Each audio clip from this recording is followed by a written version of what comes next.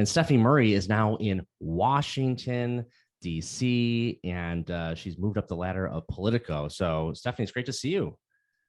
Thank you so much for having me. I'm really glad to be on the podcast. And when you first started, you were in Massachusetts, and we're working out of the statehouse, I believe, originally. Maybe that was your first political job, and then moved over to Politico. And so, tell me about your journey a little bit in this world. Sure.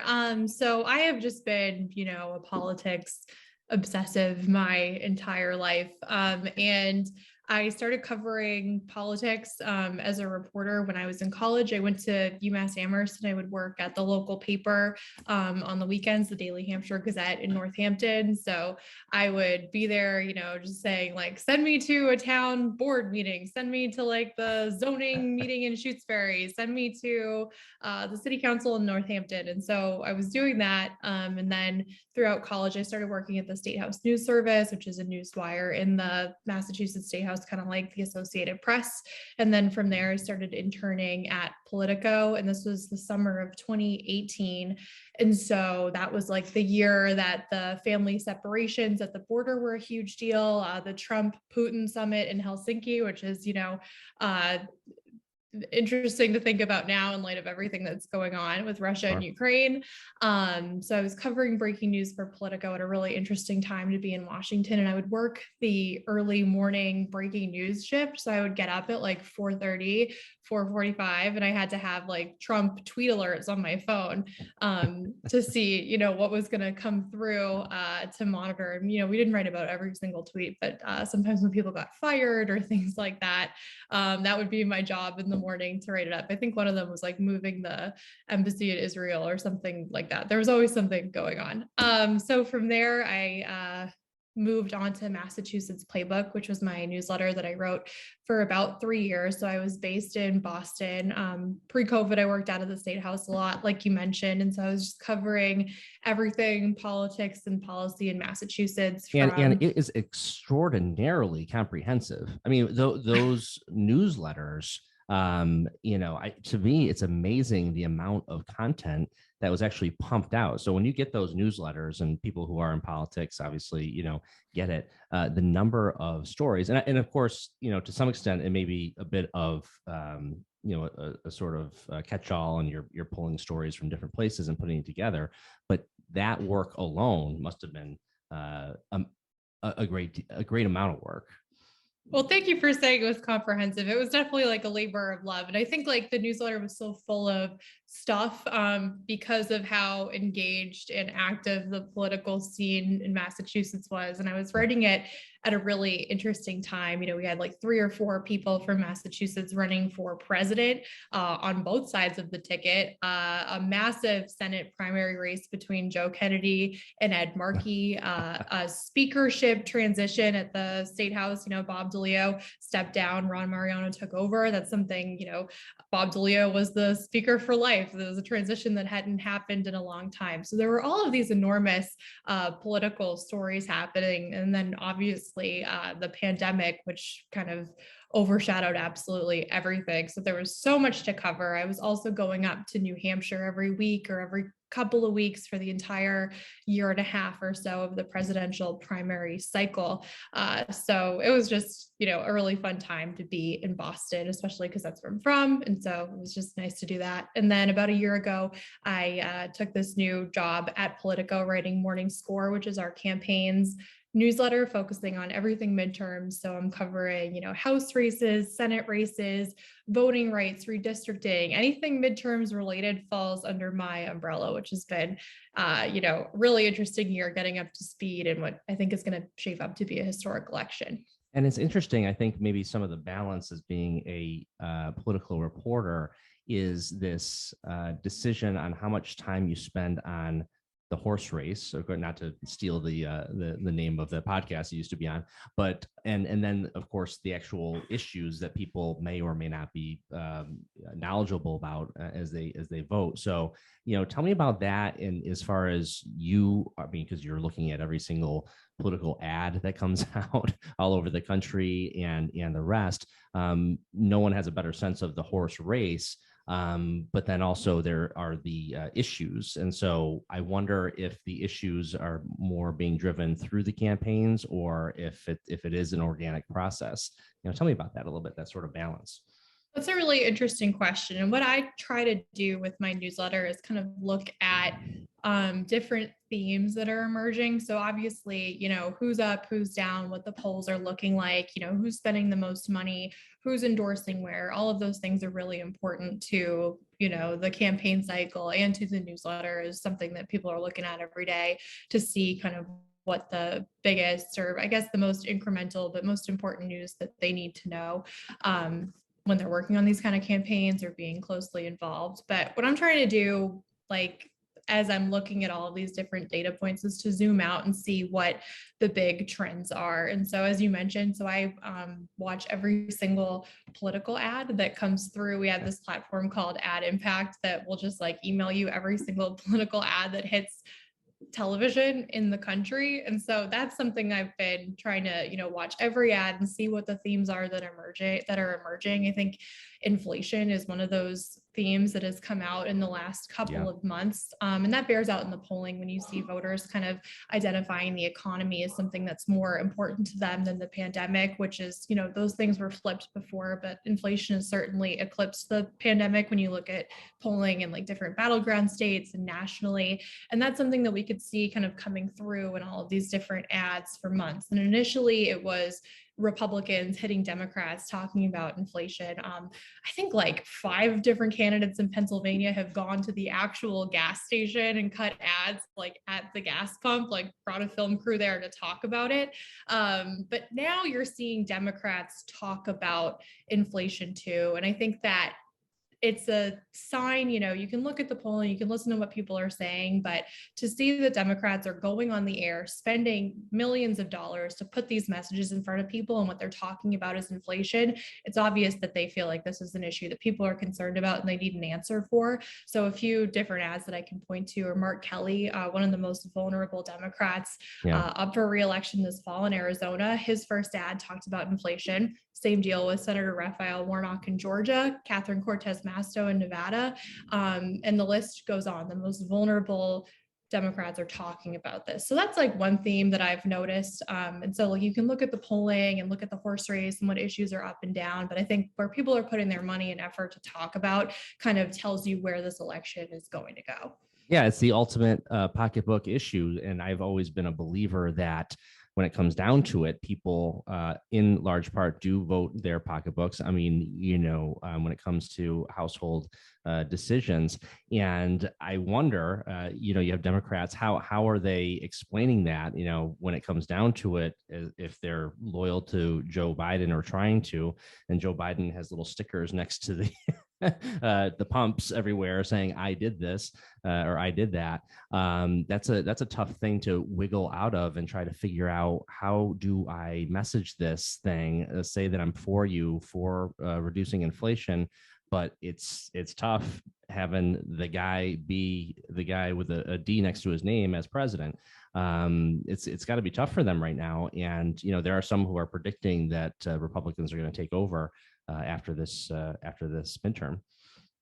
Yeah, that's right. And I mean, it's any midterm year, it's difficult for the party that's in power. Sure. And so now that's Democrats. And so I think that everyone in the party, in the Democratic Party, is worried about this and trying to figure out what they're going to do to kind of protect themselves. We're in Washington in the House and Senate, some of the narrowest margins you can possibly have. It's a 50-50 Senate.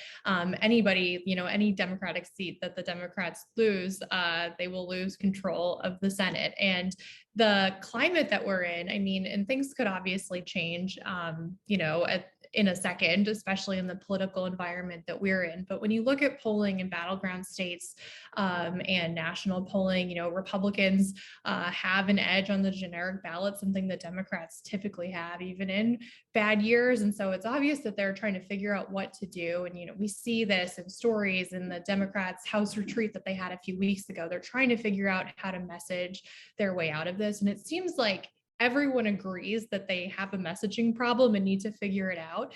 But I don't think that they have figured it out, since every few weeks we get another story that says Democrats are trying to figure out what their message is going to be. If the story continues to be, we're trying to figure out the message, then obviously they haven't nailed it. So yeah, exactly. Oh man, isn't that the way? Is it, that's always been the knock on Democrats, and I'm not, and personally, I'm not a big fan of all the corporate Democrats out there. But I'm a little bit more of a progressive, as you may know. But you look at it, Democrats tend to be really bad at that messaging versus Republicans, who seem to be much more disciplined in some ways. Not all, obviously. Trump is a whole nother animal as far as that goes, but traditionally they've been able to close ranks more effectively in a lot of ways. Do you find that still the case or no?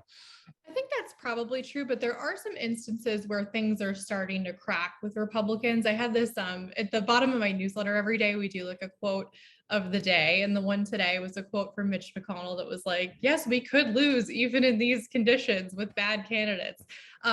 So, kind of a little bit of gloating there. But I think that the biggest misstep that Republicans have made this cycle, and they haven't made a lot of them when it comes to kind of like that national messaging piece, but Rick Scott, who's the chairman of the big Republican Senate committee, he put out an agenda, I think it was in February now, that talked about putting more taxes on the middle class and all of these different things. And so some of it was pieces of like the typical Republican platform, and other pieces were just pretty unpopular with voters. And that's something that really frustrated Mitch McConnell, the Senate minority leader, who hasn't really put out an agenda on what he would do. So then he has his Senate committee chair putting out this agenda, putting it up on TV with an ad buy, and Democrats have been just throwing it in their face. I think it was the Democratic Senate Campaign Committee that took copies of the agenda and mailed it to Republican candidates, asking them if they agree with it.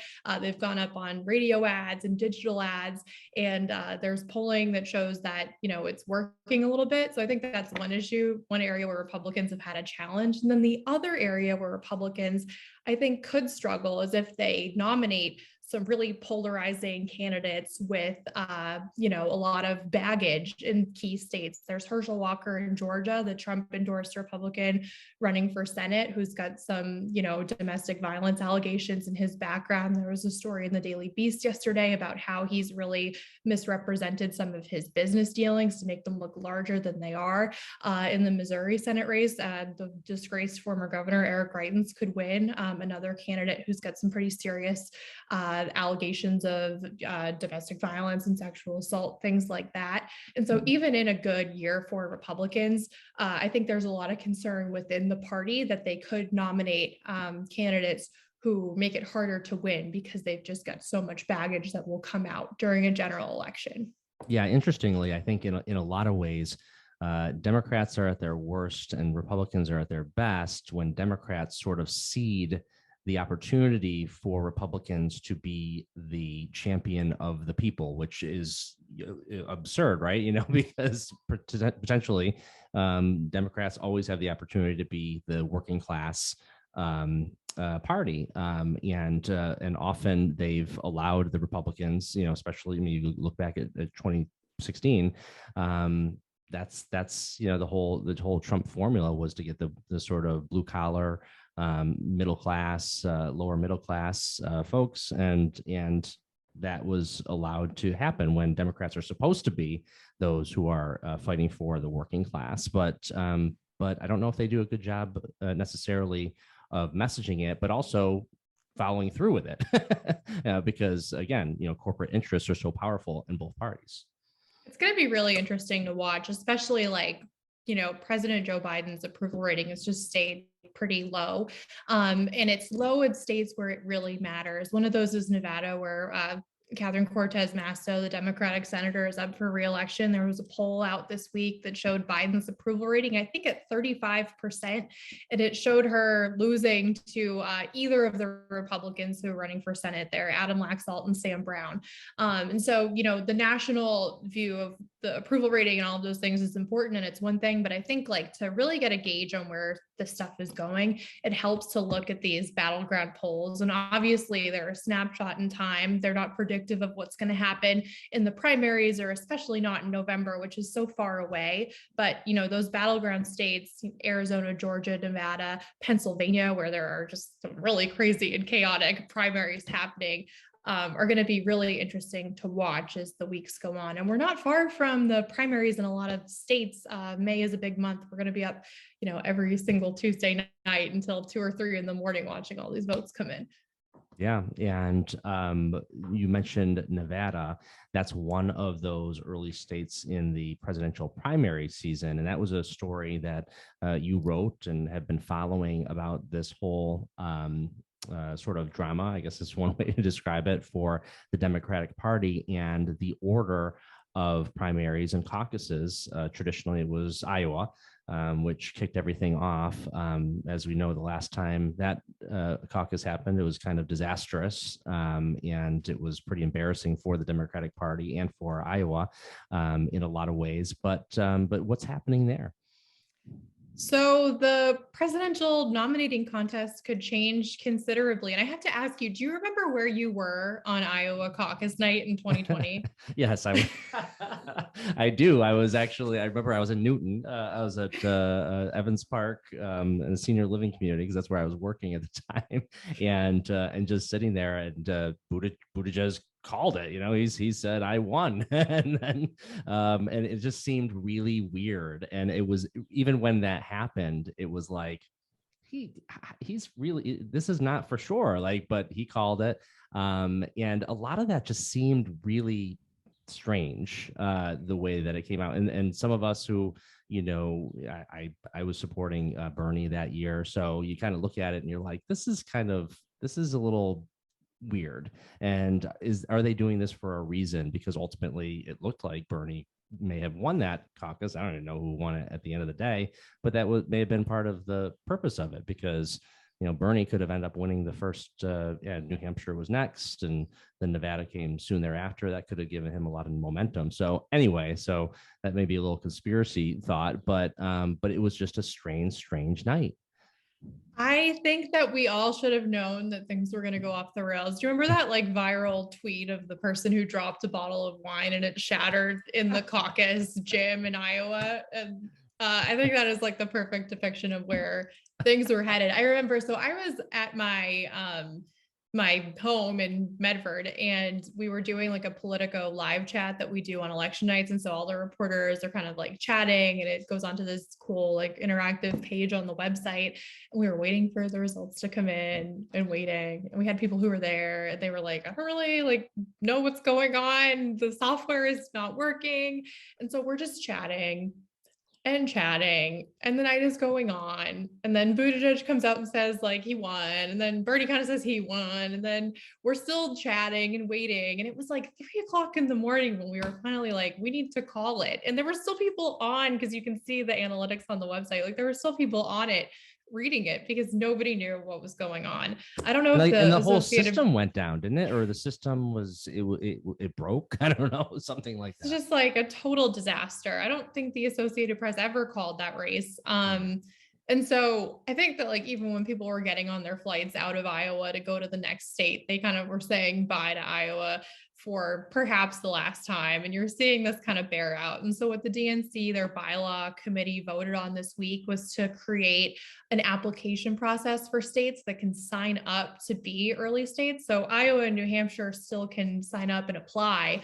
But I think things are still being worked out on how it's going to happen. Michigan's kind of looking to maybe jump into the early state lineup. Same with New Jersey. Nevada's trying to jump the line and get even earlier. So it's going to be really interesting to see, especially for, people in Massachusetts who kind of get the benefit of the New Hampshire primary, being in Sure. close proximity to the candidates, getting to go up and see them all the time. Massachusetts politicians who get the benefit of running for president in New Hampshire, where they're still kind of known entities because New Hampshire and Boston overlap. A big part of New Hampshire Sure. overlaps with Boston and the media market there. So it's going to be fascinating to see, how this is going to work, if this is going to bear out, if we will somehow revert back to the status quo. But this was something, it's a big deal that it's happening, but I don't know if it's surprising. For one, the Iowa fiasco. And then the other reason is because Iowa and New Hampshire don't really match the diversity of the country. And that's something that Democrats had been talking about all last cycle. It was hard for presidential candidates to talk about it because you don't want to go into Iowa or New Hampshire and say, if I'm president, we will get rid of your first in the nation primary Right. that you enjoy, and you can build a whole political industry around. I think Julian Castro is one of the only people to really be vocal about that. So it's going to be really fascinating to watch, just because there's so much infrastructure and kind of traditions that are built up in Iowa and New Hampshire. I was in New Hampshire all the time last cycle and going to different things, like the apple farm that a lot of candidates go to, the McIntyre Shaheen dinner in Manchester. There's all of these things, so it's going to be really interesting to see if it moves, kind of what the new traditions that build up in other states might be like. And it's a massive economic impact, because I think when it comes down to it,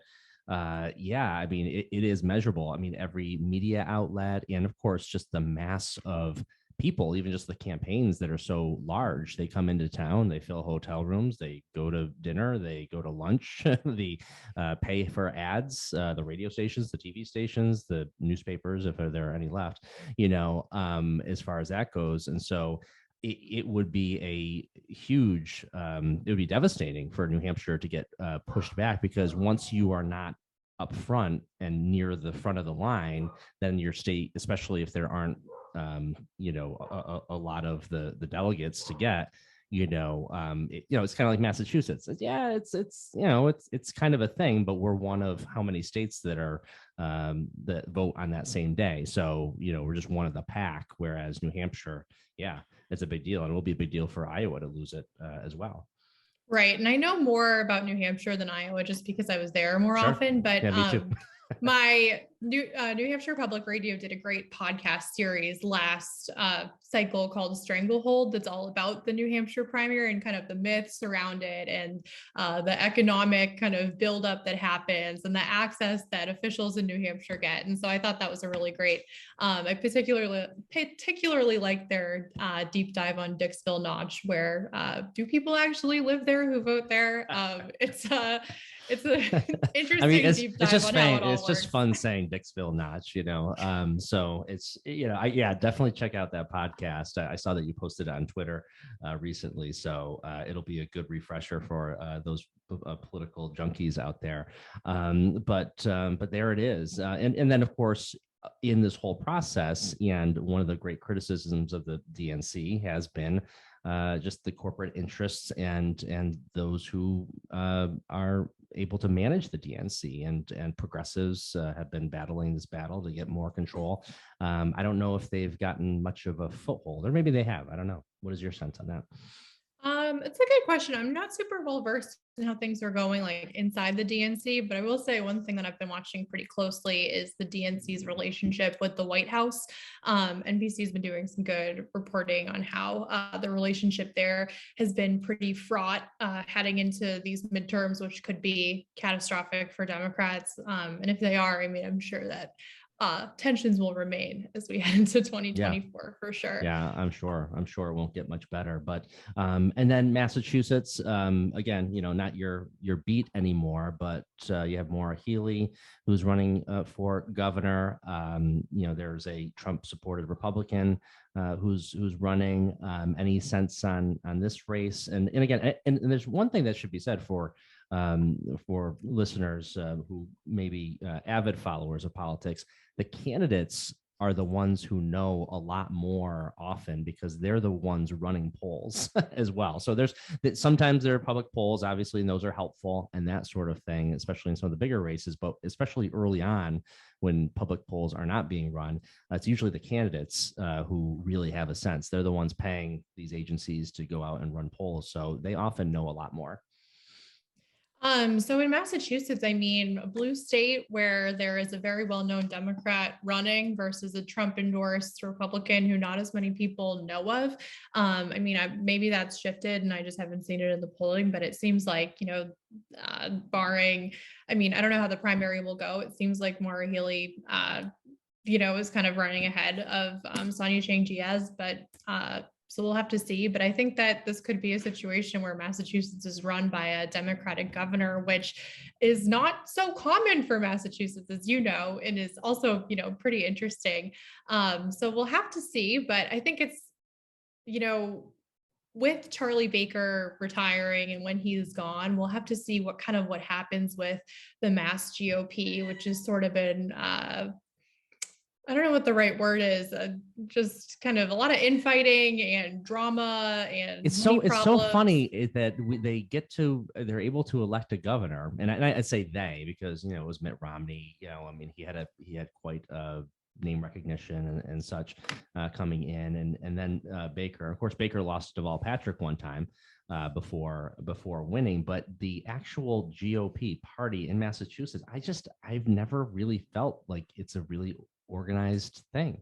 And it's actually not that uncommon. It's become something I think that's more prevalent in the Trump era as kind of the more moderate, or not even moderate, but more kind of like traditional Republicans have split with, the more further to the right Trumpy Republicans, something that we've really seen in Massachusetts, but other places like Idaho, where the governor of Idaho is really conservative. On every issue, but still his lieutenant governor is moving further to the right and running against him. He went out of the state for like a day, and you know how when governors leave the state, the lieutenant governor becomes acting governor. Yeah. She signed an executive order. I think it was something like banning mask mandates and banning vaccine mandates. And he had to come back the next day, even though they didn't even have a mask mandate. He came and undid it the next day. And that's a state where it's super Republican everywhere. Man. So that's tough. You can't even leave your own state with worrying about your lieutenant governor trying to take it over. It's definitely pronounced in Massachusetts just because it's such an interesting phenomenon, a blue state with a Republican governor. But it's been this thing happening in a lot of different states where, Trump loyalists have come in and kind of taken over the state parties, especially with support from kind of the grassroots and Trump's base, and kind of pushed out those more traditional Republicans pre-2016 type of people. So definitely something that's happening in a lot of states.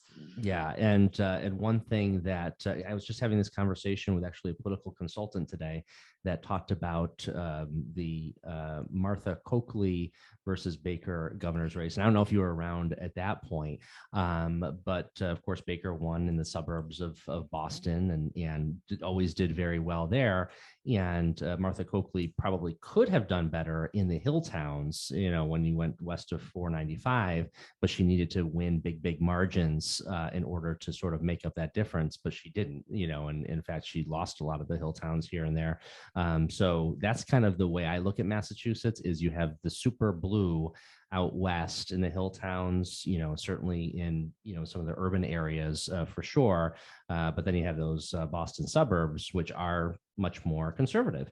And so they can balance them. Deval Patrick showed that you can balance that out and win. But many of these Republicans have really figured that out, that they're able to win kind of in the Boston suburbs. You're reminding me, I think it must have been 2018, because that's the last time Healey was up. But I remember looking through the different vote totals. I don't know if it was the hill towns. It was definitely Northampton and kind of the towns in Western Mass. she was just like topping the ticket in like all of those different Yep. towns, just like running ahead of everybody else. So I wonder if she'll be able to do that Yeah. again. But I know, Yeah. especially from reading Massachusetts Playbook, which my colleague Lisa Kaczynski does a great job on, Healy's been moving, closer to the center, kind of moving away from that progressive label. So Yeah. that'll be an interesting trend to watch, I think, this year. It will. We'll have to get Lisa on the podcast too, Yeah. and check that out. But yeah, that's the interesting dynamic, because people look at Massachusetts, and if you look at the big picture, and it's blue, blue, blue all the time, but it's not really. it's really an interesting dynamic, and even the blue, as it were, there's different shades of blue. And like I said, I think in a lot of the hill towns in Western Mass, it's very blue, more progressive.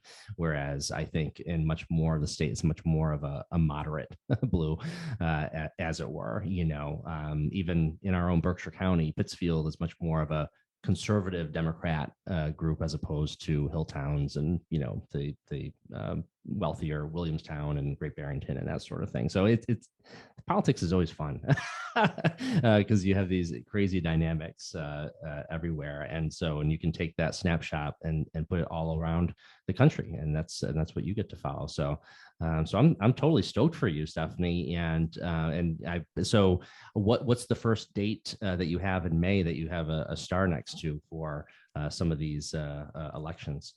That would be May 3rd, Tuesday, May Coming 3rd. up. And that is the Ohio election. And I think there's a couple of others. Let me check. I've just been so focused on Ohio lately, Indiana as well. And then the next on, I think 2 weeks later will be West Virginia and Nebraska. There's a really fascinating race in West Virginia between two members of Congress. And this is one of those seats where during redistricting, they got drawn into the same district because West Virginia lost a seat in redistricting. So it's Alex Mooney versus David McKinley.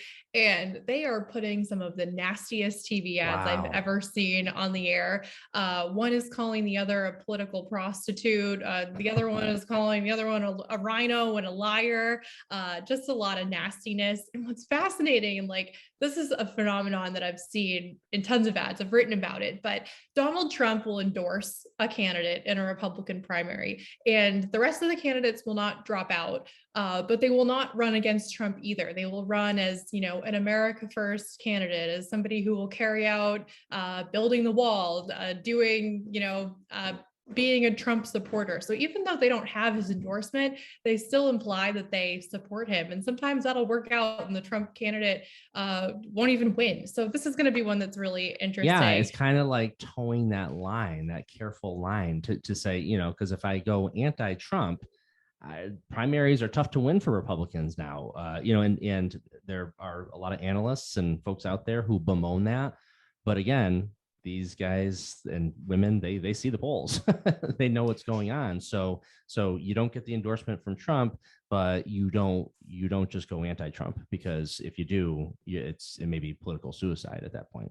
Yeah, and it's interesting. Like sometimes I think there were a couple of races in Texas where this happened last year during like the special and off-year election cycle. But just saying you are a Trump candidate can help you win, even if he hasn't endorsed you. So it's not really a field clearer at all, which is interesting. But in a lot of these red states, it's going to be a big test of kind of the power of his endorsement. Pennsylvania, where he just endorsed Mehmet Oz from the TV show Dr. Oz. I think Ohio, where it looks like he might get ready to endorse J.D. Vance, somebody who's criticized him in the past. We're going to get, a test of the power of his endorsement in just a few weeks. And it's going to be, fascinating to see, because so far it hasn't really helped candidates raise an amazing amount of money when you look at people he's endorsed a few quarters ago. And it hasn't, pulled them ahead in the polls in every case. So will it pull people over the finish line in these primaries? We shall see. But interesting, maybe a little bit of discipline coming from Trump, in the sense that he endorses someone who has been critical of him in the past. So so that's interesting too, as far as that goes. But wow. And then when you look at when districts disappear and that happens, you kind of have one of two dynamics. One is, okay, you figure out who the sort of alpha dog is in the case, and then maybe the other one retires and takes it over. That's what's happened in Massachusetts from time to time. It happened out in Western Massachusetts when John Olver's district merged with Richie Neal's district, and Richie Neal was the guy, and John retired. But in your case, boy, that out there, political prostitutes and rhinos, sounds pretty hot out there. Right. And it makes you wonder, what are things like when the West Virginia congressional delegation gets together? Like, are they getting dinner every so often after those ads go on the air? And I think there's 5 member-on-member primaries. The other one that I've been focused on this week, I'm doing some reporting on for my newsletter, is the Lucy McBath and Carolyn Bordeaux primary in Georgia. So that'll be an interesting one to watch. And a couple of Massachusetts lawmakers have gotten involved in that race. Ayanna Presley and Elizabeth Warren endorsed McBath. So that's the other thing that I find interesting all the time, is kind of seeing like who's going to go with who when it comes to House colleagues, and kind of why are they doing that. I think it's interesting that Elizabeth Warren has continued to kind of make these progressive endorsements in states that are not Massachusetts, in states where, if you're somebody who wants to keep a national political profile, maybe set the stage to run for something again in a few years. Right, because making those interesting connections. In the actual race, do you think it actually helps? That's a good question. I think it can certainly help with fundraising. That's what I was going to say. I mean, if it brings dollars in, then there you go. Then that if you helps, have like people with big small dollar donor bases like Warren and Presley have, I think that's a benefit. But when it comes to like swaying people, I don't know if any endorsements have a huge impact. I think it's like fundraising, legitimacy, getting written about in the press. It helps in all of those different cases. Yeah. That's always been my experience, that people really don't care that much about endorsements. Exactly. They kind of see it for what it is in a lot of ways. But again, if it brings in dollars, candidates need dollars. So that is a ironclad benefit to getting an endorsement if that's the case. So, wow, Stephanie Murray, we covered a lot of ground. I would love to have you as a regular on the podcast going forward, every couple months checking in, because things will happen very quickly during this midterm. But I again wish you the best. I'm so happy for you, and good luck in Washington D.C. and we'll keep on keeping on. Thank you so much for having me. I'd love to come back. It was a pleasure chatting with you. So thank you so much.